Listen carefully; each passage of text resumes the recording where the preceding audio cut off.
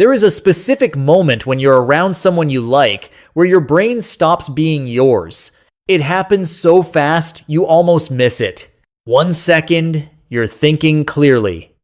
The next second, dopamine floods your system and your prefrontal cortex goes offline.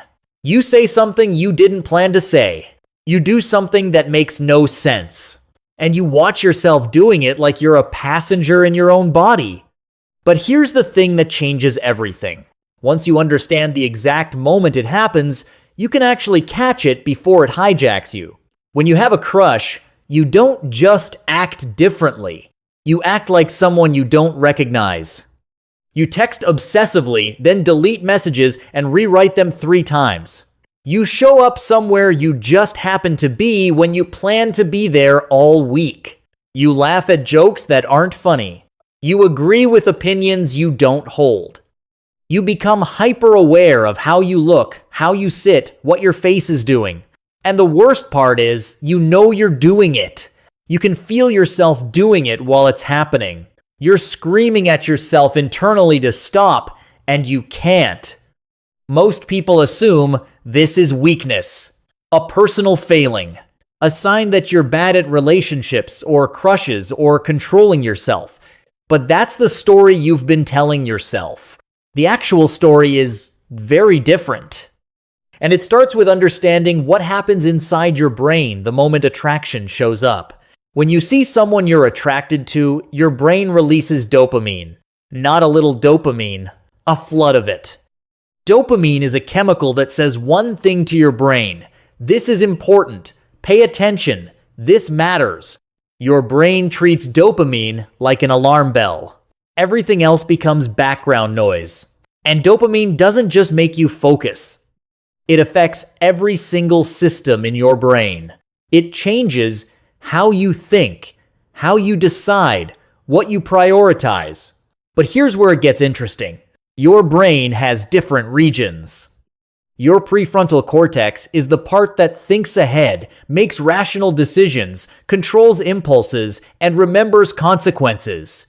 It's the adult part of your brain.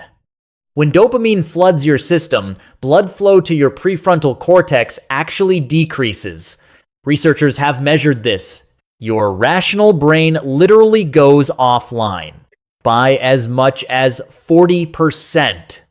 So when you're standing there trying to act normal around them, your brain has chemically reduced your ability to think rationally. You're not choosing to act weird. Your own neurology removed your choice. But the dopamine flood only explains why you can't think straight. It doesn't explain why you actively sabotage yourself, why you say the exact wrong thing, why you do the exact thing that pushes them away. That part has a completely different mechanism, and it's almost worse than just losing your mind. Your amygdala is the part of your brain that handles emotion and threat detection. When you're around someone you like, your amygdala is on high alert. Because on some level, your brain registers this as a threat to your social status, a threat to your worth. If they reject you, what does that mean about you? So your amygdala floods your system with stress hormones, cortisol, adrenaline, the same chemicals that would show up if you were facing physical danger. Your body enters a state called amygdala hijack. In this state, you're not operating from your thinking brain. You're operating from your survival brain. And survival doesn't think clearly. Survival panics. Survival overcompensates. Survival says things it shouldn't. So you text too much because your survival brain is saying, prove you're worth keeping around. You show up uninvited because your survival brain is saying, don't lose this. You agree with everything they say because your survival brain is saying, don't give them a reason to leave. This is why you sabotage. Not because you're weak, but because your brain is running a survival program in a situation that isn't actually dangerous. Now, here's where this becomes genuinely important. Because understanding that your brain is hijacked is one thing, but recognizing it while it's happening, that's something else entirely. And that recognition is the only thing that gives you back some control. There is a specific window of time between when your brain gets hijacked and when you act on that hijack. It's usually only a few seconds, but it exists. And once you know what to look for, you can actually catch it. It feels like this. You're about to text them, or you're about to say something, or you're about to show up somewhere. And suddenly you feel a shift, a tightness in your chest, a slight panic, a voice in your head that's louder and more urgent than your normal thoughts. That's the amygdala hijack happening. That's your survival brain taking over. Most people don't notice this moment. They just act on the impulse and then regret it later. But if you know what to look for, that specific feeling of urgency and panic, you can catch it. You can pause. You can recognize what's happening. And that recognition alone changes what happens next. Because your prefrontal cortex is still partially online. And the moment you recognize the hijack, you're back in communication with your thinking brain. You're no longer a passenger. You're back in control. The things you do when you have a crush aren't character flaws. They're not proof that you're bad at relationships. They're not evidence that you're weak or desperate or unlovable.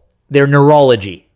They're your ancient survival brain trying to keep you safe in a situation where nothing is actually threatening you. Your brain is running a program that was built for survival in a much harsher world. A world where social rejection meant actual danger. Where being cast out from the group meant dying alone. Your brain hasn't updated its threat assessment. It still treats romantic rejection like a life or death situation. So it hijacks you. And you act in ways that would make sense if your life actually depended on this person's approval. But your life doesn't. So what actually helps? The first thing is recognizing when the hijack is happening. You're texting them and you feel that urgency building.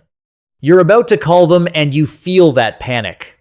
You're planning to show up at their place and you feel that desperation. That feeling is the signal. That's your amygdala saying, threat detected. Once you recognize it, you have a choice. Not to stop feeling it, but to respond to it differently. You can pause.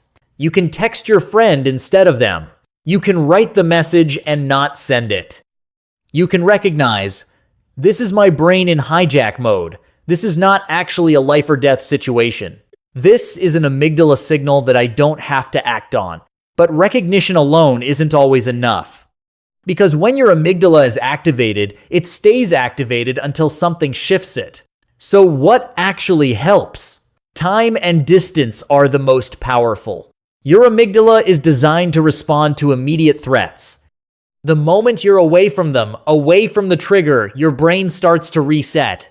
That's why absence literally makes the heart grow fonder, not in a romantic way, but in a neurological way. Your hijacked brain slowly comes back online when the trigger is gone. Also helpful, reality checking with someone who knows both of you. Your friend can say, do you actually think they'd be upset if you don't text them back in 2 seconds? And your prefrontal cortex, hearing it from someone else, can start to remember, right, this is not a threat. My brain is just hijacked. Also helpful, remembering that this feeling is temporary. The amygdala activation is neurochemical. It will fade. It always does. You're not going to feel this way forever. You're not going to need their validation forever. Your brain will reset. It just takes time. So here's what you don't do when you have a crush. You don't blame yourself for the irrational things your brain makes you do. You don't assume that the person you become in that state is the real you. You don't ignore the panic signals, you recognize them. And you don't expect yourself to be rational when your brain has literally taken rationality offline. The things you do when you're hijacked aren't character flaws. They're your ancient survival brain trying to protect you from a threat that doesn't actually exist. Once you understand that, once you can recognize the hijack moment happening, something shifts. You're no longer a passenger watching yourself sabotage yourself. You're back in communication with your own mind. You still feel the attraction. You still feel the urgency. But you're not controlled by it. You can recognize it, pause, remember, it's temporary, and choose how you respond. That's the difference between being hijacked by your crush and actually having a choice about it.